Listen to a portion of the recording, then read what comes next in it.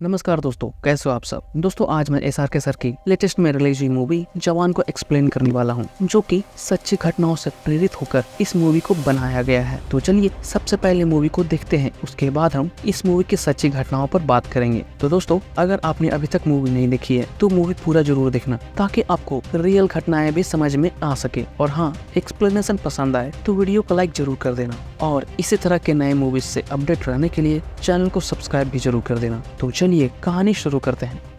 कहानी शुरू होती है एक गांव से, जहां एक मां अपने बच्चे के साथ नदी किनारे काम कर रही होती है। तभी दोनों की नजर नदी में बहते हुए एक इंसान पर जाती है, जिसके सांसें अब भी चल रही होती है। इसलिए दोनों उसे अपने साथ गांव में लेकर चले आते हैं, जहां उसे देखने के लिए गांव में बहुत ही भीड़ लग जाती है। बाद में गाँव वाले ही उसका बहुत सारे जड़ी बूटियों से इलाज करते हैं और पूरे शरीर में पट्टी बांध देते हैं, क्योंकि उस आदमी का पूरा शरीर ही खून से लथपथ था। कुछ महीने बीतने के बाद जब सभी गांव वाले अपने कुल देवी की पूजा कर रहे होते हैं, तभी वहां पर कुछ अंग्रेज आकर गांव वालों पर हमला करने लगते हैं और उन्हें बड़ी बेरहमी से मारना शुरू कर देते हैं। कुछ देर मार काट करने के बाद गांव के लोग अपने ही कुल देवी से सभी लोगों की रक्षा करने की गुहार करने लगते हैं। जिसके बाद जैसे ही एक अंग्रेज दोनों माँ बेटे को मारने लगता है, वहाँ पर वो आदमी जाग जाता है जिसे गाँव वालों ने इलाज किया था। वो सबसे पहले वहाँ आकर उस माँ बेटे को बचा देता है। उसके बाद वो सभी को एक एक कर मारना शुरू कर देता है। बाद में फाइट करने के दरमियान ही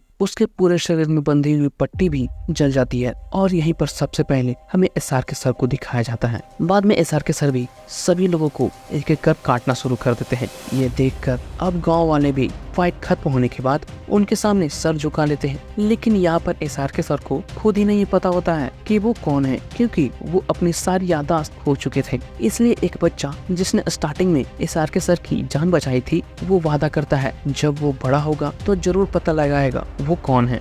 इसके बाद हमें 30 साल बाद दिखाया जाता है मुंबई के एक मेट्रो स्टेशन में, जहां पैसेंजर्स के साथ कालकी नाम की एक लेडी भी प्रेग्नेंट लेडी बनकर मेट्रो में बैठती है। इसके बाद जानवी नाम की एक लड़की को देखते हैं जो दौड़ते हुए उसी ट्रेन में आती है। साथ ही ट्रेन पर ही एक टेक एक्सपर्ट लेडी हेलेना को भी देखते हैं, जो जानवी के कुछ इशारे करने पर ट्रेन में बैठे हुए ही ट्रैफिक लाइट को हैक कर अंधेरी के सड़कों पर जाम लगवा देते हैं। तभी वहाँ पर एक बच्ची को देखते हैं जो उसी ट्रैफिक में फंस जाती है। इसलिए अब वो जल्दी से एग्जाम में पहुंचने के लिए मेट्रो स्टेशन जाकर एक टिकट लेने लगती है, पर उसके पास चेंज नहीं होती है, क्योंकि पहली बार वो मेट्रो में सफर करने वाली थी। तभी वहाँ पर एक लेडी आकर उसके टिकट के पैसे दे देती है और दोनों साथ में जाकर ट्रेन में बैठ जाते हैं। तभी पता चलता है उस लेडी का नाम लक्ष्मी है। साथ ही ईरम नाम की एक लड़की को भी देखते हैं, जो पहले से ही ट्रेन में बैठी थी। इसके बाद हेलेना अपने चीफ को भी ट्रेन में बैठने के लिए बोलती है। जिसके बाद एक स्टेशन पर उसी चीफ को भी देखते हैं, जो कोई और नहीं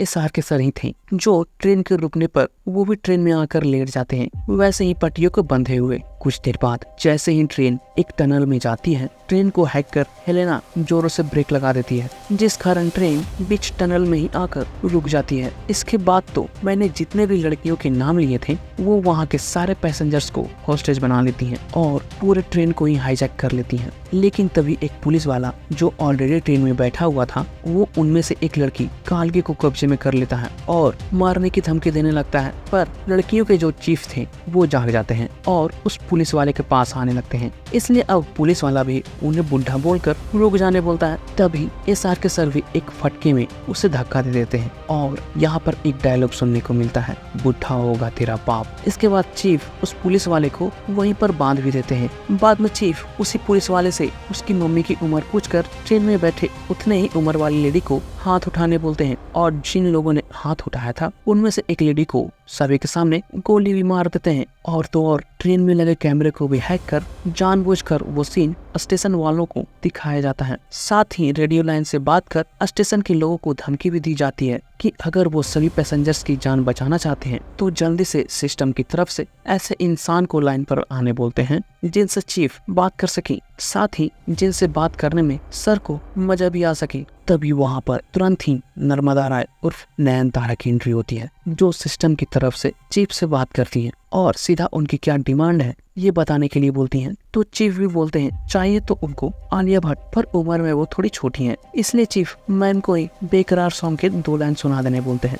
जब मैम सॉन्ग सुना देती हैं तो चीफ बोलते हैं इस गाने के लिरिक्स 5 मिनट 14 सेकंड हैं, इसलिए गाने खत्म होने तक एग्रीकल्चर मिनिस्टर उनके सामने होने चाहिए। साथ में धमकी भी देते हैं कि अगर ऐसा नहीं हुआ तो गाने खत्म होने के बाद हर 1 मिनट में एक पैसेंजर मारा जाएगा। ये बोलते ही गाने बजाना शुरू कर दिया जाता है, जिसके बाद तुरंत ही मिनिस्टर साहब को लाइन पर लाने की तैयारी की जाती है और गाने खत्म होने के ठीक 14 सेकंड पहले उन्हें बुला भी लिया जाता है। साथ ही लाइन पर भी बात शुरू कर दी जाती है। इसके बाद चीफ मिनिस्टर साहब से एक क्विज खेलने के लिए बोलते हैं, जिसमें 10281 नंबर बताकर मिनिस्टर साहब को कुछ याद करने के लिए बोला जाता है, पर मिनिस्टर साहब को समझ ही नहीं आ रहा था ये कौन सा नंबर है। तो चीफ बताते हैं पिछले 1 साल में उसके मिनिस्टर रहते हुए 10,281 किसानों ने आत्महत्याएं की थी। ये बोलकर चीफ सभी पैसेंजर्स को मारने लगते हैं। तो मिनिस्टर साहब एक और मौका देने के लिए बोलते हैं, इसलिए चीफ फिर से एक और सवाल पूछते हैं। एक अमीर आदमी मर्सिडीज खरीदने के लिए जाता है और एक किसान ट्रैक्टर खरीदने के लिए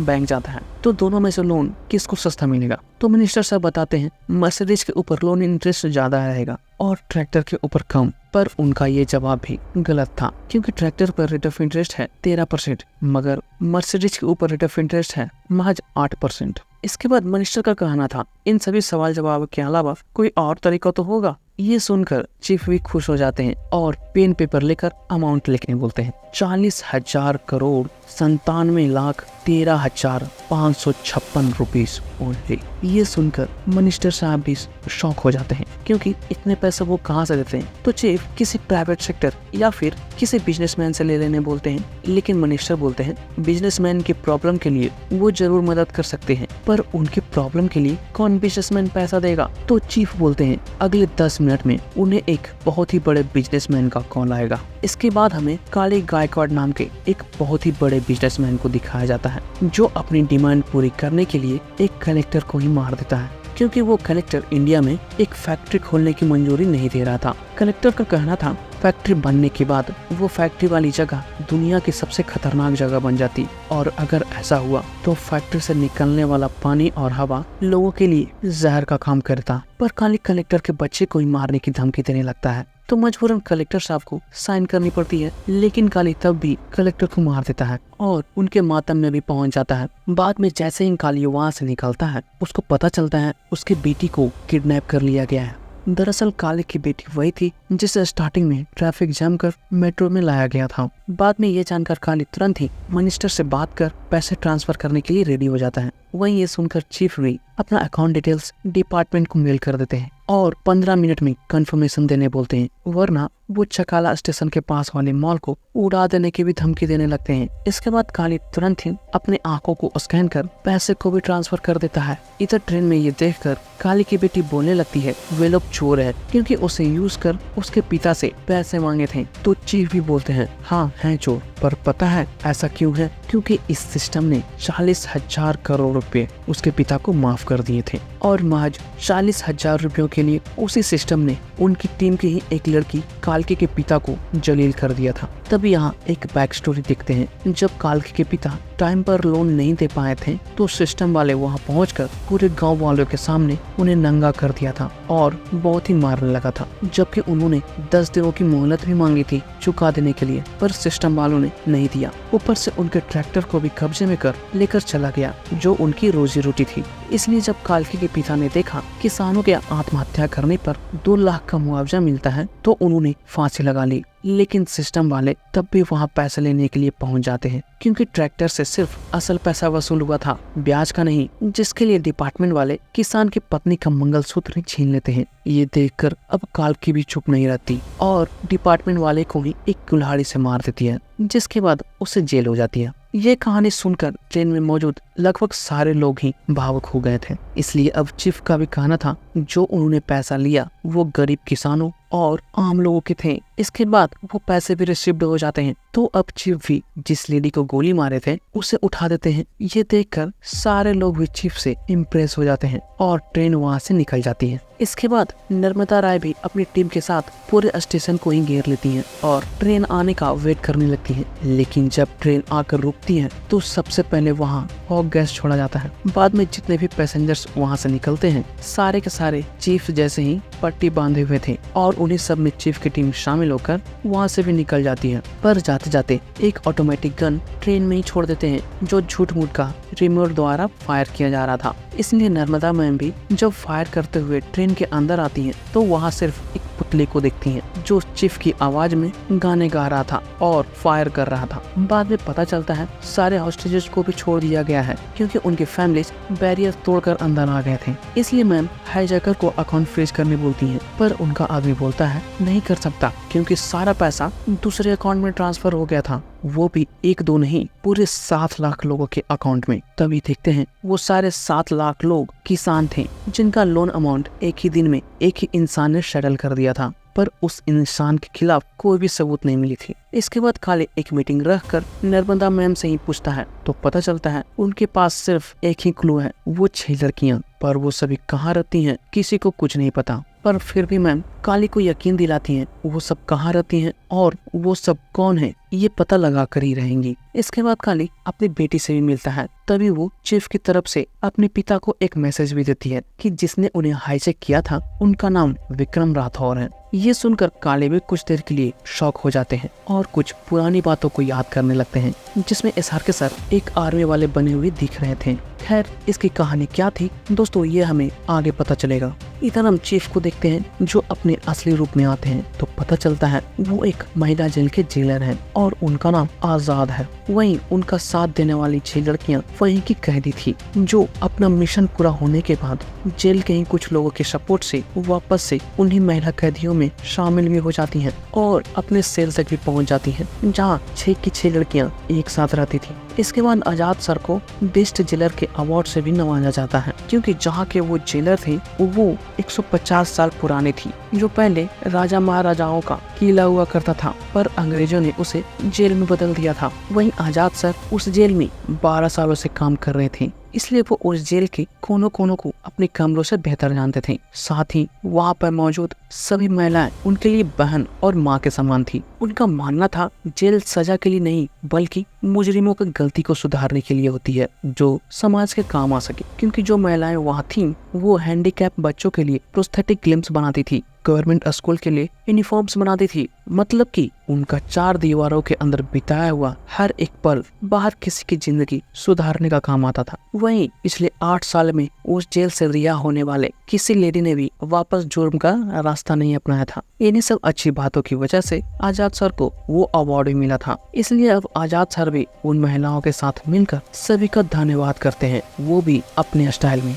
जिसके बाद हमें यहीं पर बहुत ही बेहतरीन गाना सुनने को मिलता है, जिंदा बंदा हो। तो चलिए गाने को स्किप कर आगे बढ़ते हैं। आगे अब आजाद सर अपने अम्मा की बात रखने के लिए अपने लिए एक लड़की देखने जाते हैं जहां उन्हें पता चलता है उनका इंटरव्यू वो लड़की नहीं बल्कि उनकी बेटी लेने वाली थी जिसका नाम था सूजी, क्योंकि आखिरकार दोनों को पूरी लाइफ एक साथ बितानी थी। जिसके बाद अब आजाद सर भी सूजी के सारे टेस्ट में खरे उतरते हैं, इसलिए सूजी मम्मी को अप्रूवल देने के लिए एक सेल्फी ले लेती है। अगले दिन सूजी आजाद सर को स्कूल भी बुलाती है एज अ गार्जियन साइन करने के लिए, क्योंकि सूजी ने सिर्फ एक ही सब्जेक्ट में पास की थी। इसके बाद जब दोनों स्कूल से बाहर आते हैं तभी वहाँ पर नर्मदा मैम जो सूजी की मॉम थी वो भी आ जाती हैं। ये देखकर पहले तो आजाद सर थोड़ा हड़बड़ा जाते हैं, पर सूजी अपने मॉम को आजाद सर के बारे में बता देती है तो मैम भी एक्सेप्ट कर लेती हैं क्योंकि वो कभी भी सूजी की बात नहीं टालती थी और जो रिश्ता उन्होंने सूजी के पिता से तोड़ा था वो भी सूजी के लिए ही तोड़ा था। ये सब जानने के बाद आजाद सर भी अपने बारे में नर्मदा मैम को सब कुछ बताने लगते हैं। पर नहीं बता पाते क्योंकि वहाँ पर सूजी आ जाती है और फिर से हमें यहाँ पर दिलबरा सॉन्ग सुनने को मिलता है। तो दोस्तों हमेशा की तरह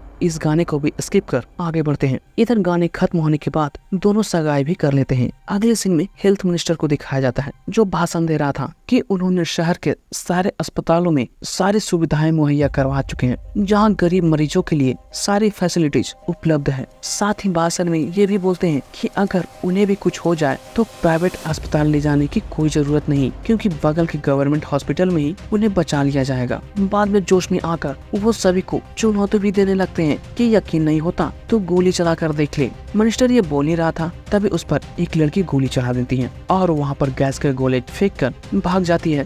बाद में जब एम्बुलेंस में डालकर मिनिस्टर साहब को हॉस्पिटल लाया जाता है तो पता चलता है एम्बुलेंस खाली है। तभी हम आजाद सर को देखते हैं जो अपनी टीम के साथ दूसरे एम्बुलेंस को ले जा रहे थे, जहाँ मिनिस्टर साहब भी उसी एम्बुलेंस में थे। इसलिए चीफ उनके इलाज के लिए एक वर्ल्ड क्लास हॉस्पिटल में ले जाते हैं, जिसकी तारीफ मिनिस्टर सर खुद ही कर रहे थे। साथ ही वहाँ पर हॉस्पिटल के डॉक्टर को भी लाया जाता है जो बेचारा अभी नींद से जागा था। इसके बाद आजाद सर भी वेश बदल कर पूरे ऑपरेशन को ऑनलाइन कर देते हैं, जिसे सारी जनता देख रही थी। तभी वहीं पर लोगों को पता चलता है उस हॉस्पिटल में बोर्ड के अलावा कुछ भी नहीं था ऑपरेशन करने के लिए, यहाँ तक कि कॉटन भी नहीं थे ब्लड को साफ करने के लिए। इसलिए अब नर्मदा मैम फिर से चीफ से बात कर उनकी डिमांड्स बताने बोलती है, तो चीफ भी बोलते हैं सिर्फ सच बोलना है। इसके बाद वो 3 साल पहले हुए किसी घटना के बारे में बताकर वो हेल्थ सेक्रेटरी को टीवी पर आकर सच कबूलने बोलते हैं, जो 3 साल पहले उसी हॉस्पिटल के डीन थे, और साथ में धमकी भी देते हैं कि सच के अलावा सेक्रेटरी ने कुछ और बोला तो फिर हेल्थ मिनिस्टर को भी भूल जाने बोलते हैं। इधर ये बात सुनकर काली भी उस हेल्थ सेक्रेटरी को सब कुछ सच कबूलने के लिए बोलता है, क्योंकि जो हेल्थ मिनिस्टर थे वो काली के जीजा थे। तो सेक्रेटरी भी टीवी के सामने आकर सब कुछ कबूलता है कि 3 साल पहले उस हॉस्पिटल में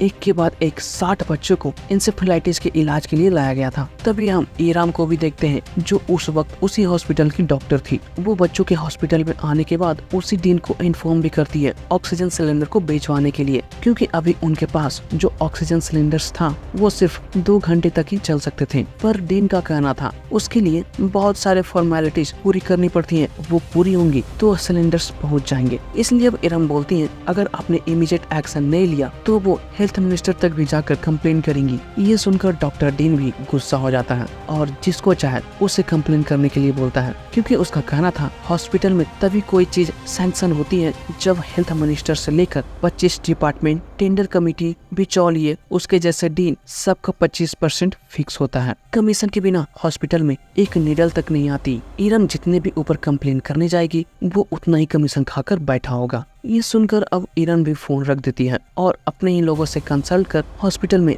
एमयू बैग्स मंगाती है, जिसे ऑक्सीजन ना होने पर इस्तेमाल किए जाते थे। उस एमयू बैग्स को बच्चे के मुंह पर लगाकर एक ही रिदम में दबाना था। अगर ऐसा नहीं किया गया तो बच्चों की जान भी जा सकती थी। इसके बाद ईरम अपने असिस्टेंट पर ही सब कुछ छोड़कर सिलेंडर्स का इंतजाम करने चली जाती है। बाद में ईरम कुछ लोगों के सामने हाथ पैर जोड़कर शाम तक जैसे ही वो सिलेंडर्स लेकर हॉस्पिटल आती हैं, तब तक सारे बच्चों की जान जा चुकी थी। बाद में जब ये बात कोर्ट तक जाती है तो ब्लेम उल्टा डॉक्टर ईरम पर ही जाती है कि ड्यूटी के वक्त वो ड्रग्स के नशे में थी, इसलिए गलत ट्रीटमेंट की वजह से 57 बच्चों की जान चली गई थी, ऑक्सीजन सिलेंडर्स की कमी की वजह से नहीं।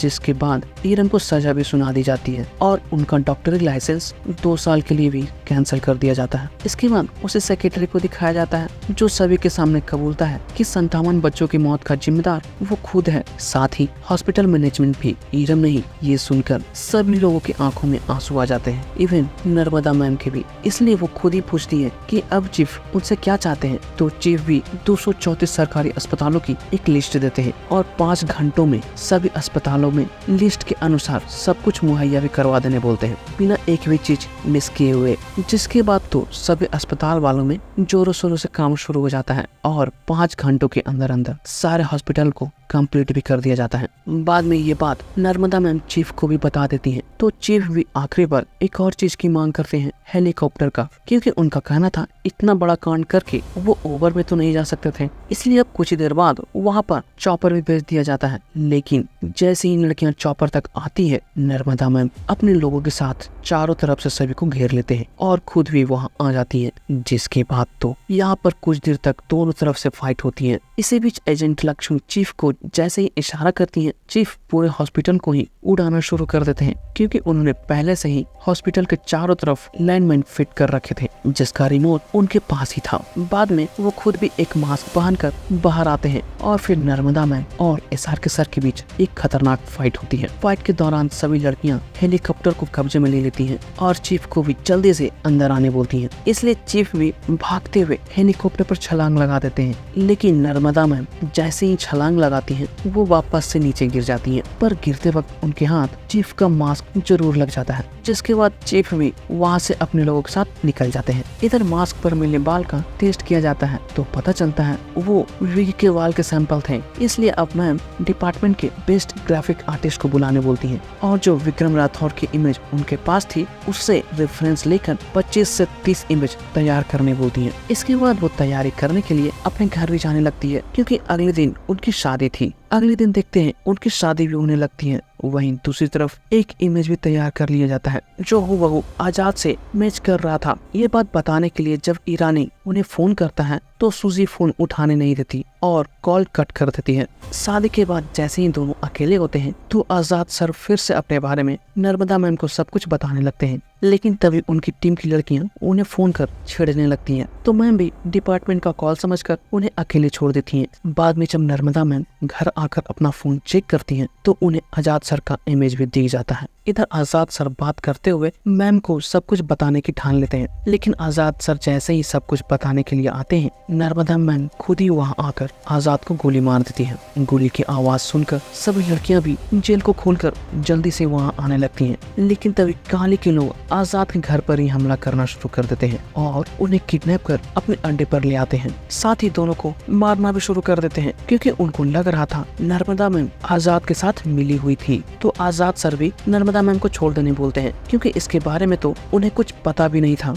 दूसरी तरफ आजाद को ट्रैक करते हुए सारी लड़कियां भी वहां पहुंचकर जैसे ही उन लोगों को मारने लगती है, यहाँ पर एक शख्स की एंट्री होती है जो हूबहू आजाद सर के जैसे दिख रहे थे। यहाँ पर आते ही मुंह में सिगार लेकर और कान में हेडफोन लगाकर वो जो मारना सभी लोगों को शुरू करते हैं। भाई ये देखकर पूरा हॉल गूंज रहा था। वहीं ये देखकर पांचों लड़कियां भी शॉक हो जाती है और खड़े होकर देखने लगती है। खैर यहाँ पर कुछ 5 से 6 मिनट तक फाइट चलने के बाद वो खुद आजाद सर को कंधे पर उठाकर ले जाने लगते हैं। ये देखकर काली का भाई भी पूछता है वो कौन है, तो पता चलता है विक्रम राठौर। साथ ही जाते जाते विक्रम सर काली के भाई को भी गोली मार देते हैं। इधर वो 5 लड़कियां भी विक्रम को देखकर खुश हो जाती हैं और फिर मूवी का इंटरवल यहीं पर हो जाता है। आगे अब काली को देखते हैं जो रशिया आए हुए था किसी तरह की डील करने के लिए, और इसी वजह से वो अपने भाई के साथ इंडिया में नहीं था। यहाँ काली दुनिया के टॉप इंडस्ट्रियलिस्ट और बिजनेसमैन के साथ मीटिंग करता है, जिसमें वो खुलेआम उन लोगों को इंडिया में अपनी फैक्ट्री या किसी भी तरह के कारखाने खोलने के लिए परमिशन देता है। ये वो लोग थे जिन्हें अपने ही देश में फैक्ट्री खोलने की इजाजत नहीं मिली थी। वजह थी उनके फैक्ट्री से निकलने वाला पानी और हवा, जो पूरे वायुमंडल को जहरीली कर दे सकती थी। इसलिए काली का कहना था इंडिया इन सभी चीजों के लिए बेस्ट है, जहाँ जो चाहे मिल सकता था, रॉ मटेरियल से लेकर चीप लेबर्स तक।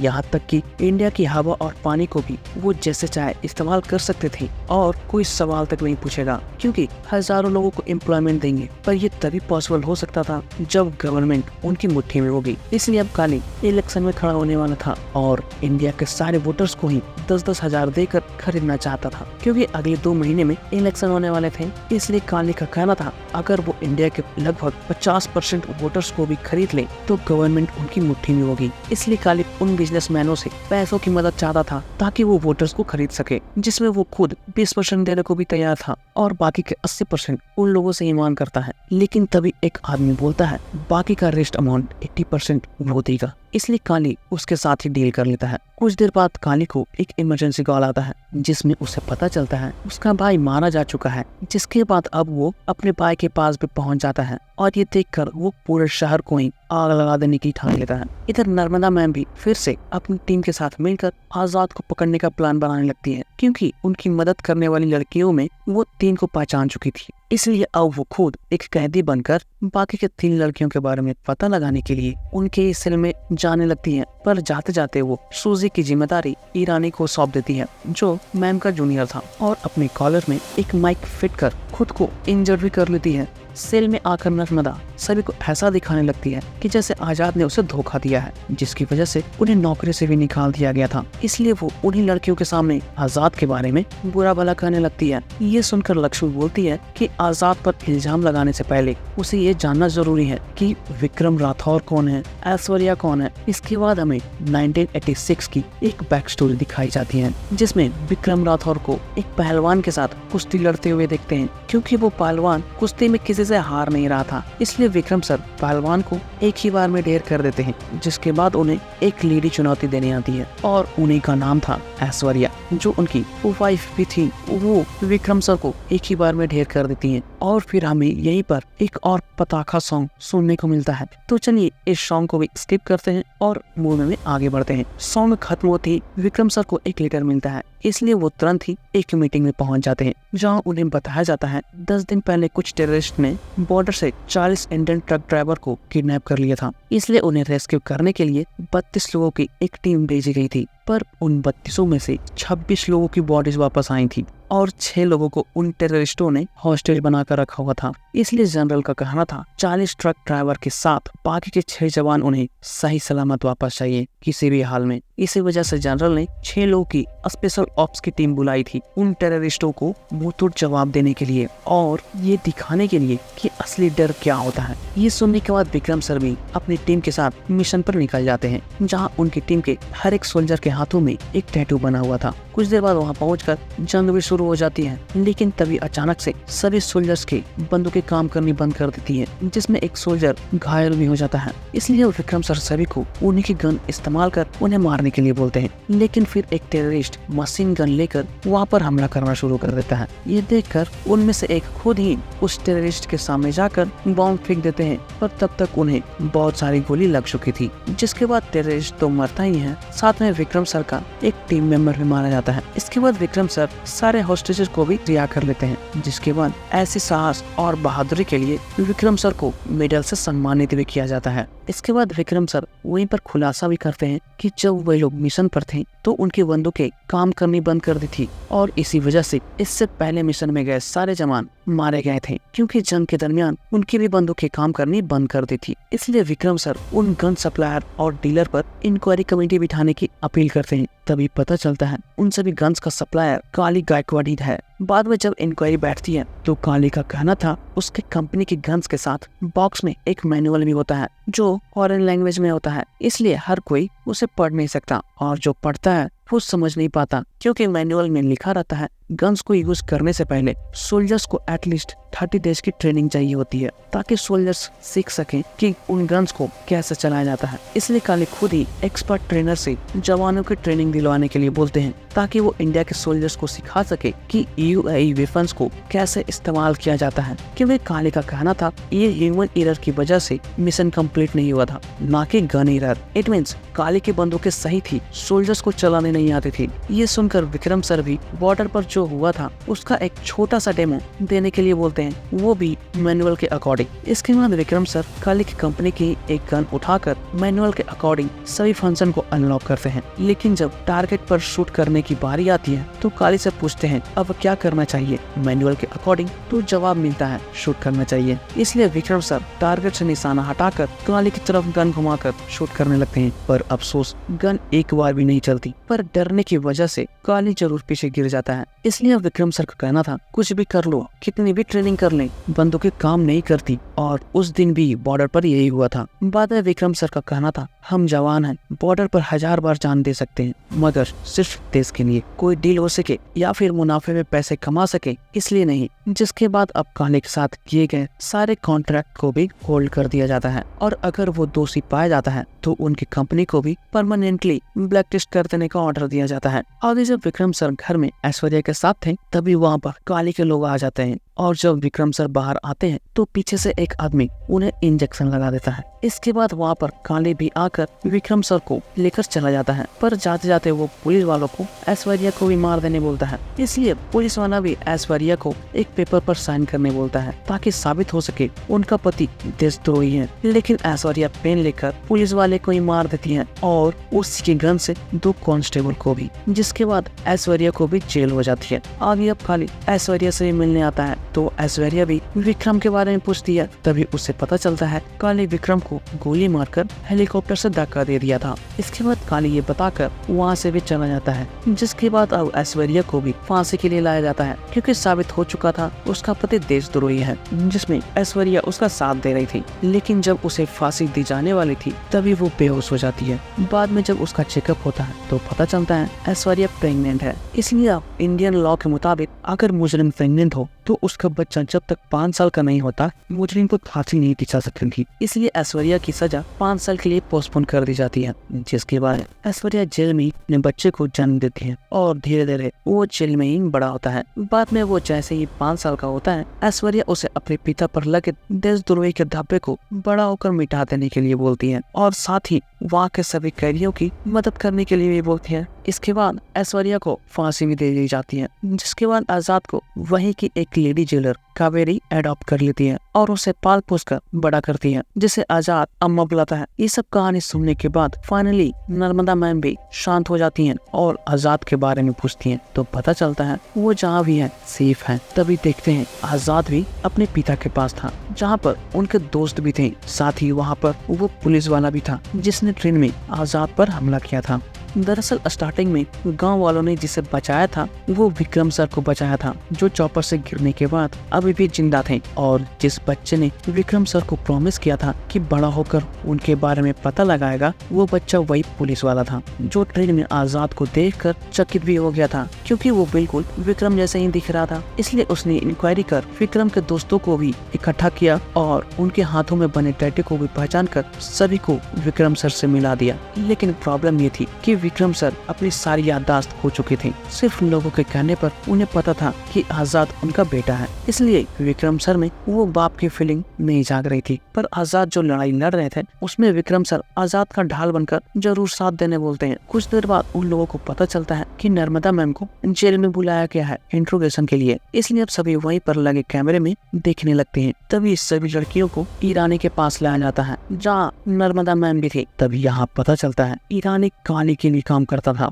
और उसी ने आजाद के शादी के दिन काली के आदमियों को इन्फॉर्मेशन दी थी। बाद में ईरानी नर्मदा के कॉलेज में लगे माइक को भी निकाल लेता है। तभी सभी को पता चलता है ईरानी ने भी सारी कहानी सुन ली थी। इसके बाद ईरानी काली को भी फोन करता है तो वो सभी को मार देने के लिए बोलता है, साथ में सूर्य को भी। इसलिए ईरानी सूर्य को मारने के लिए भिजवा देता है। लेकिन रास्ते में विक्रम सर अपने लोगों के साथ पहुंच जाते हैं और रोड पर ही कांटे बिछाकर गाड़ी को रोक देते हैं, जिसके बाद अब यहाँ पर भी फाइट शुरू हो जाती है। दूसरी तरफ ईरानी जैसे ही नर्मदा मैम को मारने लगता है लक्ष्मी उसे रोक देती है। तभी वहाँ पर आजाद भी पहुँच जाते हैं और यहाँ पर भी फाइट शुरू हो जाती है। कुछ देर बाद विक्रम सर भी सूर्य को बचा लेते हैं। इधर आजाद भी वहाँ के सारी महिलाओं को आजाद कर देता है, जिसके बाद सभी महिलाएं मिलकर वहाँ आए सारे पुलिस वाले का भरता बना देती है। आगे जब आजाद नर्मदा के पास पहुँचता है तो पता चलता है लक्ष्मी को गोली लगी हुई थी, इसलिए अब जल्दी से उनका जेल में इलाज किया जाता है। पर अफसोस वो नहीं बच पाती। तो अब 5 लड़कियां अपने मिशन को आगे बढ़ाने के लिए बोलती हैं, लेकिन तभी नर्मदा मैम भी उनसे हाथ मिला लेती है और वो लक्ष्मी की जगह पर उनका साथ देने के लिए तैयार हो जाती है।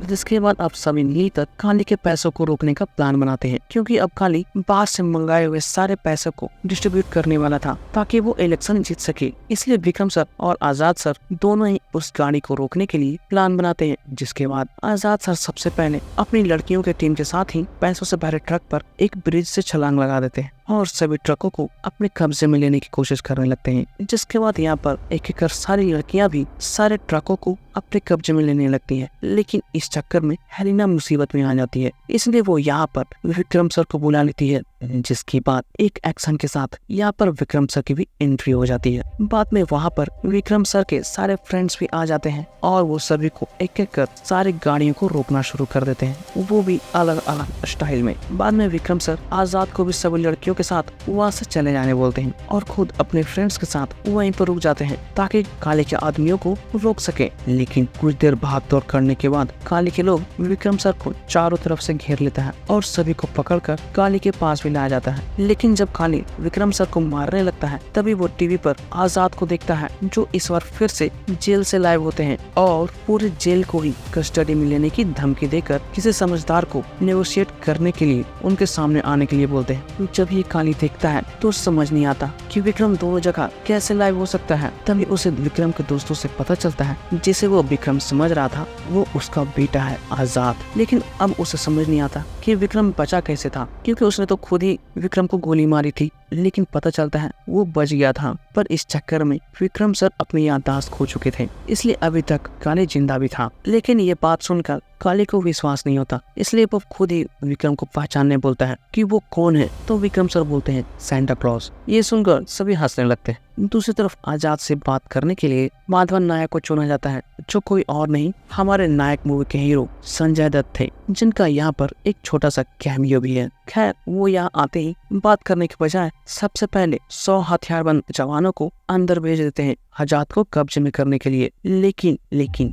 सिर्फ एक ही जवान बाहर आता है, वो भी सिर्फ कच्छे में। तभी नायक सर को पता चलता है अंदर सिर्फ एक आदमी और 6 लड़कियां नहीं, बल्कि एक आदमी और 6000 लड़कियां हैं, जो जवानों के अंदर जाते ही उल्टा उन्हीं को घेर कर उन पर फायर करना शुरू कर देते हैं। पर गनीमत हो उन सोल्जर्स का जो अपने सेफ गार्ड से बच जाते हैं। बाद में वो जवान सभी को किले की दीवार से 10 फीट पीछे भी हट जाने बोलता है, क्योंकि आजाद सर ने उसे बताया था कि किले के चारों तरफ 10 फीट तक लैंडमाइन बिछे हुए हैं, अगर किसी ने एक कदम भी आगे बढ़ाया तो चीथड़े उड़ जाएंगे। ये सुनकर नायक सर विश्वास नहीं करते, इसलिए वो कंफर्म करने के लिए वहाँ पर पत्थर फेंकते हैं, तो सही में वहाँ पर जोर का धमाका होता है। ये देखकर फाइनली वो सभी को पीछे भी हट जाने बोलते हैं। इसके बाद अब नायक सर खुद ही आजाद सर को अपनी डिमांड बताने बोलते हैं, इसलिए आजाद सर भी एक फैक्स उन्हें भेजते हैं और उस पर एक इंडियन सिटीजन को साइन करने के लिए बोलते हैं, वो भी the honourable head of state का साइन। पर नायक सर बोलते हैं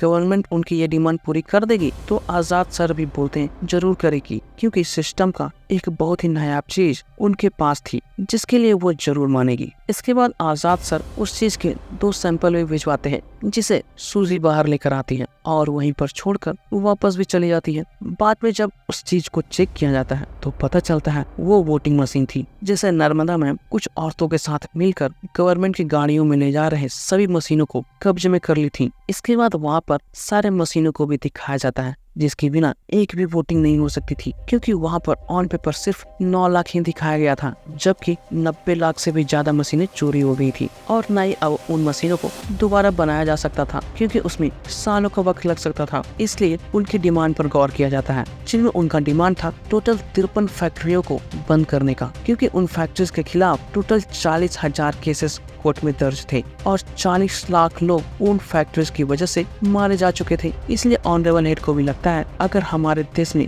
भोपाल जैसे ट्रेजेडीज नहीं चाहते हैं तो फैक्ट्रीज को बंद करना ही उचित होगा, क्योंकि उन फैक्ट्रीज की वजह से हजारों लोगों की जान ऐसे ही चली जाती थी। इसलिए ऑनरेबल हेड का मानना था उनका मांगने का तरीका गलत जरूर है, पर वो जो मांग रहे हैं वो सही है। इसलिए फाइनली ऑनरेबल हेड भी पेपर पर साइन कर देते हैं, जिसके बाद सारे फैक्ट्रीज पर भी ताला लगा दिया जाता है और ताला लगाने के लिए भी एक लिस्ट भेजी जाती है कौन किस फैक्ट्री में ताला लगाएगा। जिसके बाद अब आजाद सर एक आखिरी डिमांड और बताते हैं, जो इस बार सिस्टम से नहीं सीधा जनता से थी। और फिर वो फाइनली जनता के सामने भी आकर सभी को बताते हैं कि उनका नाम विक्रम नहीं है, पर वो कौन है, एक माँ का किया हुआ वादा है या कोई इरादा है, पुण्य है या पाप है, ये जनता को खुद से ही पूछने बोलते हैं और सभी को अपना असली फेस दिखाते हैं। और वो आखिरी डिमांड जनता से करते हैं कि किसी को भी सोच समझकर वोट देने के लिए, क्योंकि जब हम कोई सामान तक लेते हैं तो हजारों सवाल पूछ कर लेते हैं, लेकिन जो 5 साल चलने वाली सरकार होती है उसे बिना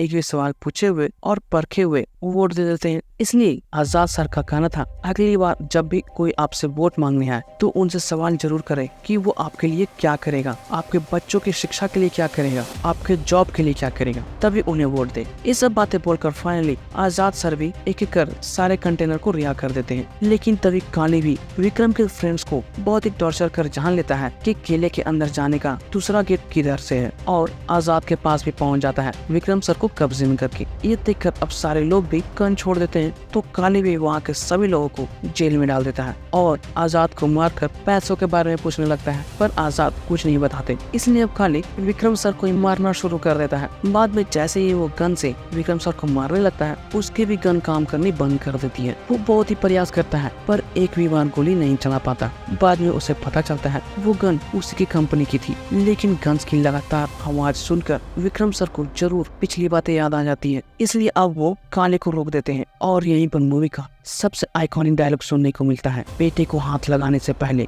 बाप से बात कर। जिसके बाद काले के लोग से बाप बेटे मिलकर फाइट करना शुरू कर देते हैं। कुछ देर तक जबरदस्त एक्शन के साथ फाइट होने के बाद बाप और बेटे मिलकर सभी को निपटा भी देते हैं। और लास्ट में जिस तरह से काले ऐश्वर्या को फांसी लगाने के बाद क्या होता है बताकर गया था, ठीक उसी तरह आजाद भी काली को फांसी के बारे में बताकर उसे फांसी दे देते हैं। और फिर इसी के साथ ये मूवी भी खत्म हो जाती है। तो दोस्तों उम्मीद करता हूँ एक्सप्लेनेशन आपको जरूर पसंद आई होगी। तो चलिए अब बात करते हैं इस मूवी की सच्ची घटनाओं पर।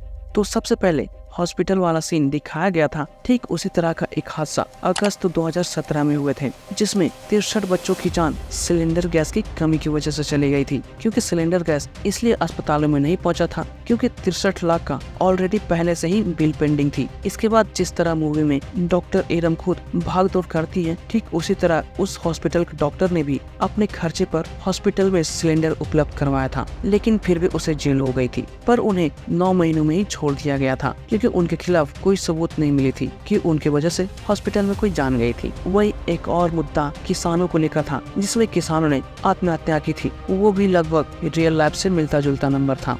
तीसरा मुद्दा हथियारों को लेकर था, तो वो भी मुद्दा सही है क्योंकि इंडिया में बनने वाले वेपन्स अच्छी क्वालिटी की नहीं होती, लेकिन हमारे इंडियन सोल्जर्स उसी के भरोसे जंग पर तैनात रहते हैं। आपको बता दे, एक रिपोर्ट के अनुसार अगर उन वेपन्स को लगातार 10 दिनों तक इस्तेमाल किया जाए तो अगले 11वें दिन से वो वेपन्स सही में काम करने बंद कर देंगे। वही एक मुद्दा था फैक्ट्री के खिलाफ, जिससे निकलने वाला पानी सही में भारत के कई नदियों और झीलों को जहरीला बना चुका था, जिसमें सबसे बड़ा नाम था गंगा, जिसका पानी पीना तो छोड़ो नहाने के लिए भी सही नहीं है, लेकिन फिर भी हजारों लोग वहाँ रोज नहाते हैं। ऐसे ही रियल लाइफ में 116 फैक्ट्री की लिस्ट निकाली जाती है, जिसकी वजह से हवा और पानी दूषित हो रही थी, जिसमें सिर्फ 18 फैक्ट्रियों पर ही एक्शन लिया जाता है। दोस्तों सिर्फ एक्शन ही लिया जाता है, फैक्ट्री अभी भी चल रही है, वो कब बंद होगी किसी को पता नहीं। वहीं पर एक मुद्दा पॉलिटिकल पावर की है, जिसके इस्तेमाल से कोई भी वोटर्स को खरीद सकता है, जो कि ये भारत में भी होता है। वही मूवी में वोटर्स को खरीदने के लिए सभी को 10-10 हजार रुपए देने की बात होती है, लेकिन आपको बता दूं रियल लाइफ में लोग 1 किलो चिकन या कहे 1 क्वार्टर विस्की से भी बिक जाते हैं। दोस्तों उम्मीद करता हूँ इन्फॉर्मेशन आपको पसंद आई होगी। अगर पसंद आई हो तो इस वीडियो को ज्यादा से ज्यादा लोगों के पास जरूर शेयर करना। पूरी मूवी ना सही, इस छोटी सी जानकारी को जरूर लोगों तक पहुँचाएं। मिलते हैं नई मूवी के साथ। जय हिंद।